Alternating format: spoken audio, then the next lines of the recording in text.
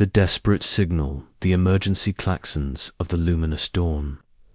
Research station pierced through the quantum laboratory. Like screams from the void itself, Dr. Cathara Moon whispers, for delicate hands trembled as she worked frantically at her communication console, her translucent blue skin flickering with patterns of pure terror. The ethereal scientist had spent 15 cycles studying peaceful quantum phenomena in the outer rim systems, never imagining that death could arrive so suddenly from the empty darkness between stars. Through the reinforced observation windows, she watched her world dissolve into nightmare. The Devourers had emerged from hyperspace 3 rotations ago, their mechanical forms like metallic spiders the size of They moved with horrifying purpose across the station's outer hull, their cutting tools slicing through everything in their path. Every piece of organic matter they consumed made them stronger, more numerous. Already, she could see new Devourer units being assembled from the remains of her colleagues who had been caught outside during the initial attack. The research station had been home to 237 beings from 12 different species, all dedicated to the peaceful study of cosmic mysteries. Now, only 62 remained alive, huddled in the emergency shelters deep within the station's core. The Devourers' acidic secretions were eating through their final barriers, and Kithara knew they had perhaps 1 rotation left before the machines reached them. Her communication array sparked as she boosted the transmission power beyond safe parameters. The message had to reach someone, anyone who might possess the military capability to respond. The Galactic Council's peacekeeping forces were scattered across 3 sectors, and their nearest response fleet was 27 cycles away at maximum velocity.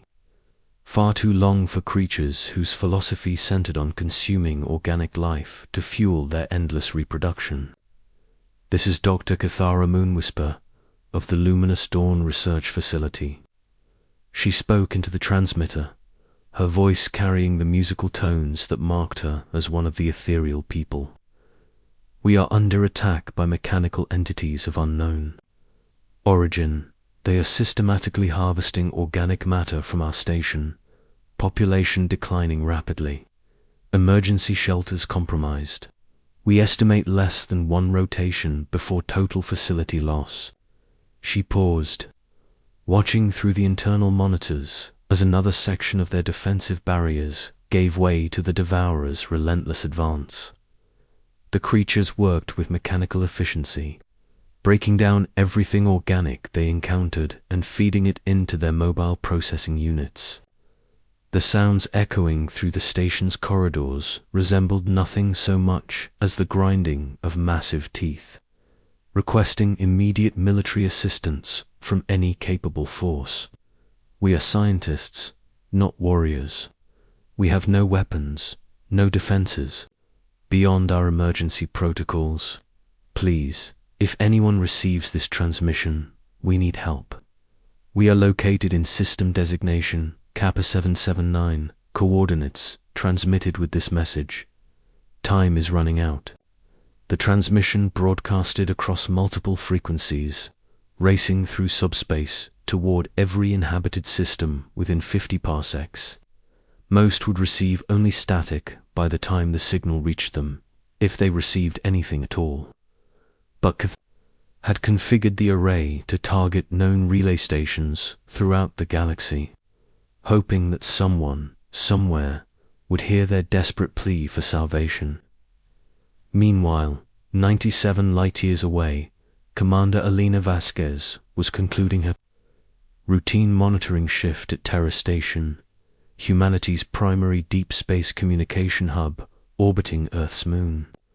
The human woman had been tracking interstellar communications for 8 years, primarily cataloging the endless bureaucratic chatter between galactic council members and the occasional merchant vessel requesting navigation updates. Humans were relatively new members of the galactic community, having achieved faster-than-light travel only 40 years earlier. Most established civilizations regarded them with polite curiosity, mixed with carefully concealed wariness. Earth's people had emerged from what the galaxy euphemistically called a high-stress evolutionary environment, and their military capabilities made other species notably uncomfortable during diplomatic encounters. The distress signal reached Terra Station's receivers at 0347 hours ship time. Vasquez was preparing to transfer monitoring duties to the next shift when her console erupted with priority alerts.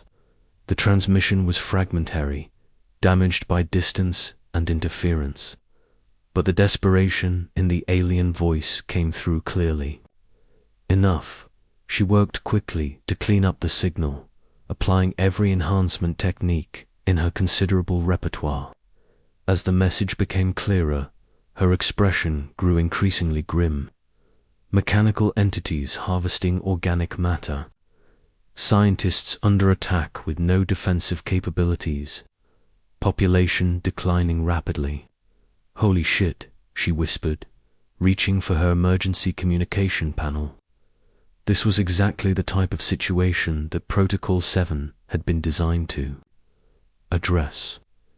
Humanity's military leadership had established clear guidelines for responding to requests for assistance from non-hostile alien populations, particularly when innocent lives were at stake. Within 6 minutes, the signal had been transmitted directly to Admiral Marcus Stone aboard the flagship Endeavour, currently stationed in Earth's orbital defense grid.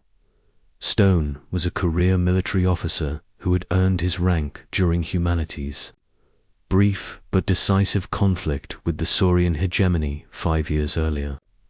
He possessed the rare combination of tactical brilliance and genuine concern for civilian casualties that made him ideal for crisis response operations.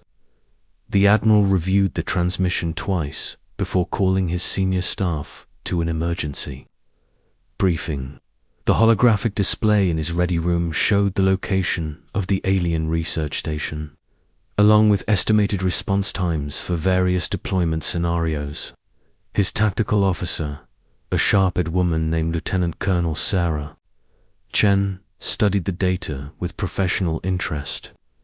Analysis suggests we're dealing with some form of self-replicating artificial intelligence, Chen reported. The description matches several classified threats in our xenotechnology database. If these devourers are what I think they are, every minute of delay increases their numerical advantage exponentially. Admiral Stone nodded grimly. Response options. The 5th Expeditionary Fleet is currently conducting training exercises in the Proxima sector. We could have them repositioned and moving toward the target system within 4 hours. Full fleet deployment would give us overwhelming tactical superiority. Galactic Council authorization. Chen's expression tightened. Sir, preliminary contacts. Suggests the Council wants to convene a formal session to discuss response protocols. Estimated time for full authorization is 14 to 18 hours. Stone studied the tactical display, watching the countdown timer that estimated how long the alien research station could survive. 18 hours was approximately 17 hours too long. He had read the reports about what happened when mechanical swarms achieved critical mass. Entire star systems could be stripped of organic life in a matter of weeks. More importantly, he had heard the terror in that alien scientist's voice. Dr. Cathara Moonwhisper and her colleagues were facing death not because they had threatened anyone or committed any aggression, but simply because they existed in a universe that sometimes spawned horrors beyond imagination. Every human military doctrine emphasized the protection of innocent life, regardless of species origin. Signal the 5th Fleet, Stone ordered. Full deployment, maximum velocity to target system. Launch in 4 hours. Sir, without council authorization, this could create diplomatic complications. The Admiral smiled grimly. "Colonel, my oath of service requires me to protect innocent life from hostile action. I see 200 alien scientists about to be murdered by mechanical monsters, and I have the capability to prevent that from happening. The diplomats can sort out the paperwork after we bring those people home safely." The order went out across human space with the authority of Earth's military command structure. The 5th Expeditionary Fleet consisted of 12 heavy cruisers, 36 destroyers, and 48 support vessels, along with the full 3rd Marine Regiment. It represented enough firepower to reduce a small moon to constituent atoms, all focused on the single objective of rescuing a handful of alien scientists from an enemy that knew no mercy or negotiation. As the human fleet began preparations for departure, Admiral Stone composed a formal message to the Galactic Council explaining his decision to deploy military assets without prior authorization. The message was professionally worded and carefully diplomatic, but its essence was simple. Innocent people were dying, and humanity possessed the capability to save them. The galaxy was about to witness what happened when Earth's children heard a cry for help echoing across the void. For the mechanical devourers consuming everything organic they could find, it would be an educational experience. For Dr. Cathara, Moonwhisper and her fellow survivors, huddled in their failing emergency shelters, it represented the difference between life and death. In the depths of space, humanity's war machine began to move with deadly purpose.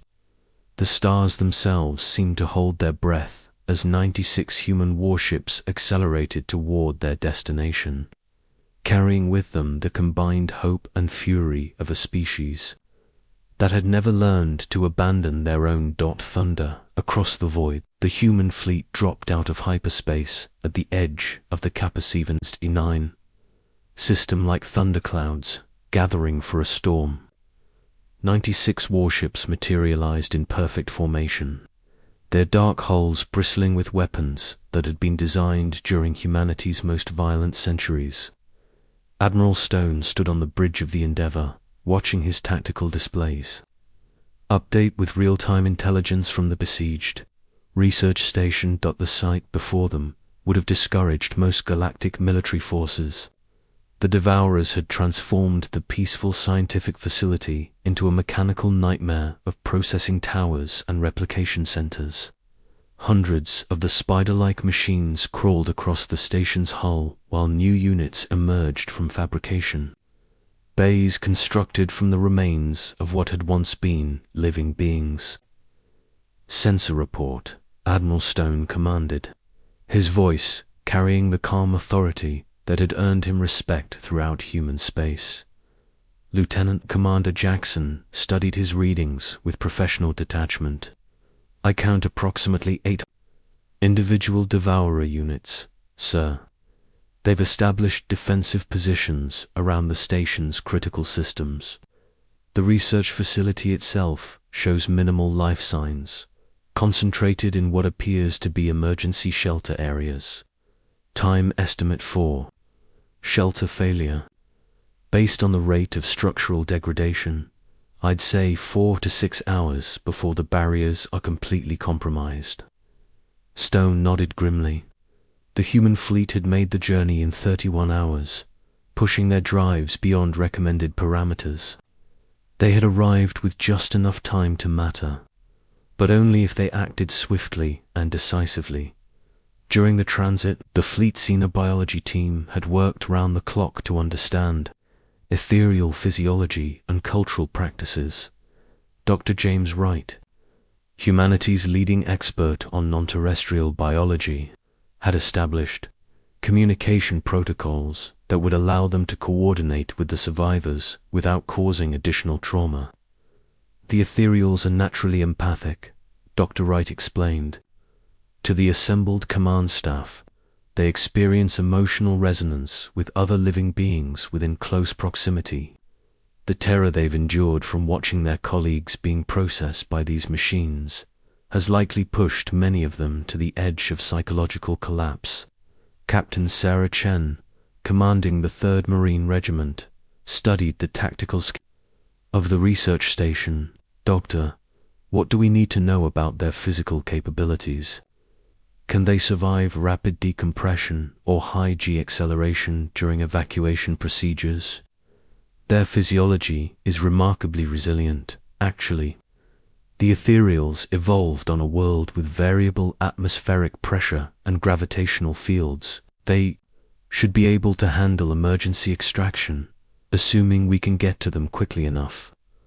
Admiral Stone reviewed the battle plan one final time. The Devourers had established overlapping fields of fire around the research station, using captured equipment to create deadly crossfire zones. Their mechanical intelligence had analyzed every approach, route, and prepared countermeasures. Accordingly, most galactic military doctrines would recommend a careful, methodical assault designed to minimize losses while gradually degrading enemy capabilities. Human tactical philosophy was considerably more direct. Signal all ships, Stone ordered. Execute Thunder Protocol. I want those machines eliminated in 15 minutes. The human fleet opened fire as one, and space around the research station filled with destructive energy. Particle beams and kinetic projectiles reached across the void with devastating accuracy, turning the Devourer defensive positions into clouds of superheated metal vapor. The machines responded with their own weapons, but their targeting systems had been designed to engage other mechanical entities, not the chaotic unpredictability of human warfare.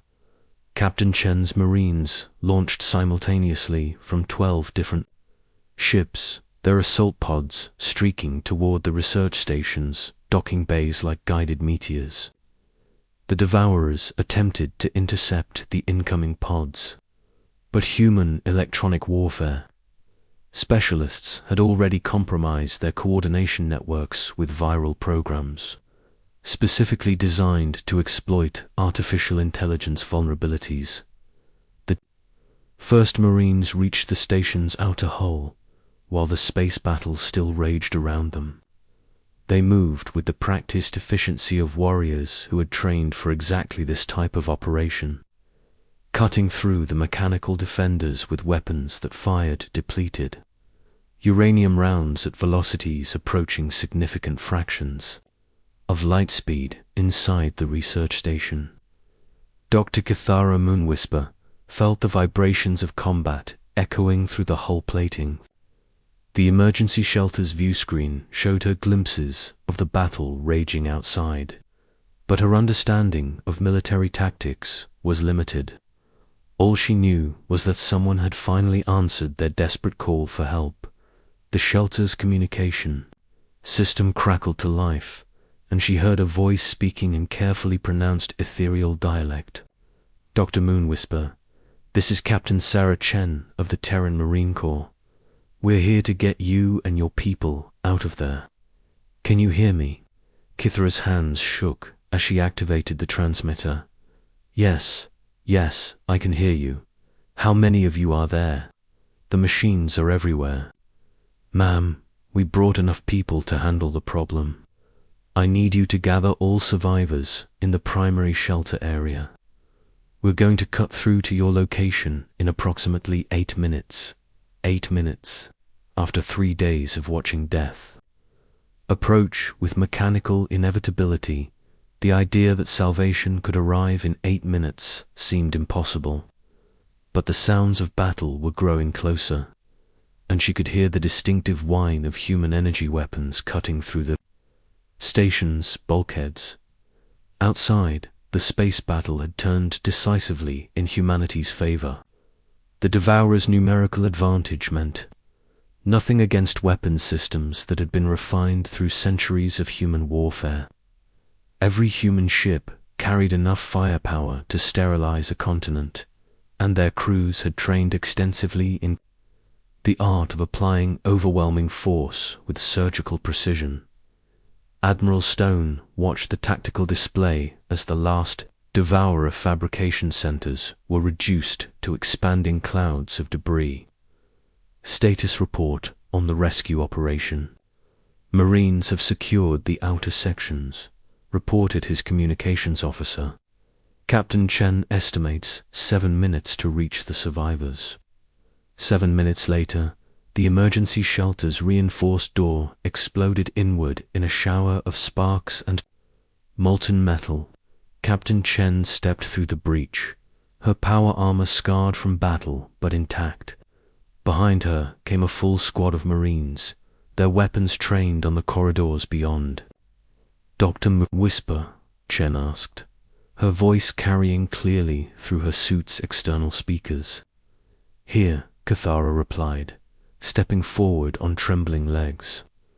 The human warrior seemed impossibly tall and heavily armored, but her movements carried a careful precision that suggested awareness of the ethereal's fragile physiology.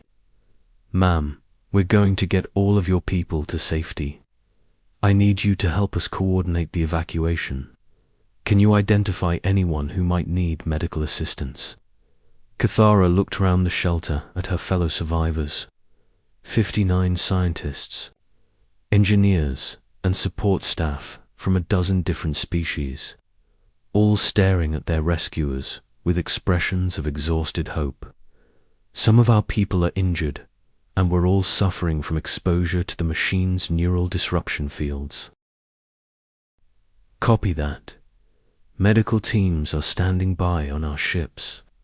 Chen activated her communication system. "All stations, this is Ground Team Alpha. We have 59 survivors requiring immediate evacuation and medical assessment."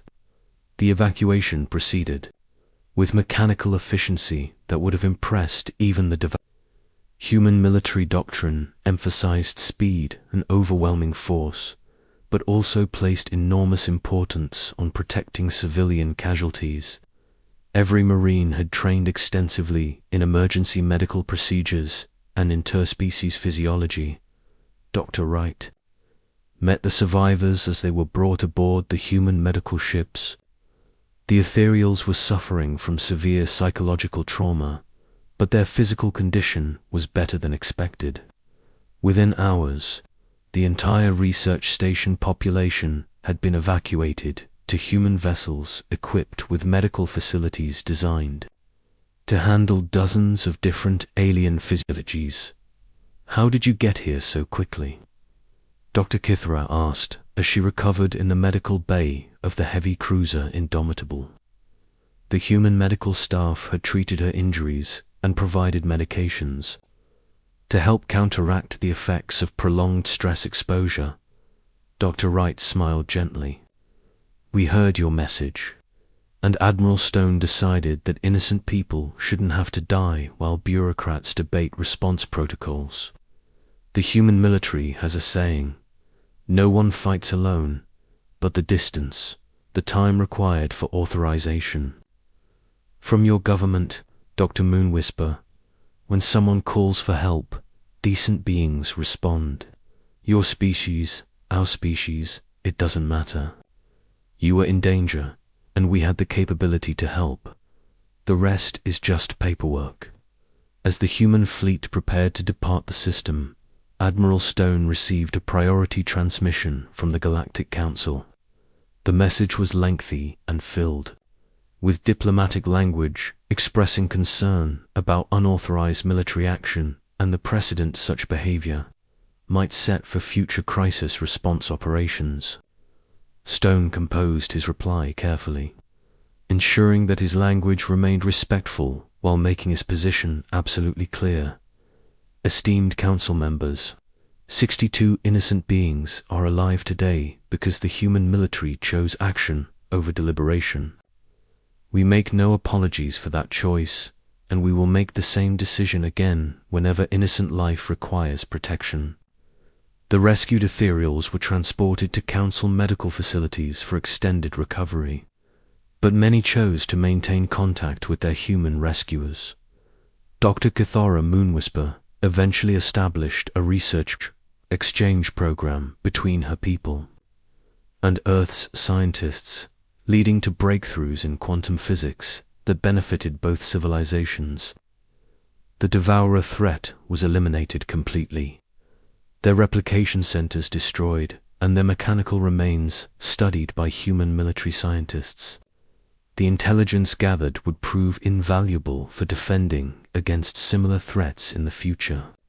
But perhaps more importantly, the rescue of the Luminous Dawn Research Station established a precedent that would echo across the galaxy for generations to come. When innocent beings called for help, humanity would answer. When mechanical horrors emerged from the void to consume organic life, Earth's children would stand in their path with weapons drawn and determination burning in their hearts. The galaxy had learned something important about its newest members. Humans might be young and aggressive, but they were also capable of extraordinary compassion. They would cross the void itself to save strangers, and they would never abandon those who called upon them for protection. In the end, that was perhaps humanity's greatest strength, not their weapons or their tactics, but their absolute refusal to let evil triumph when they possessed the power to stop it.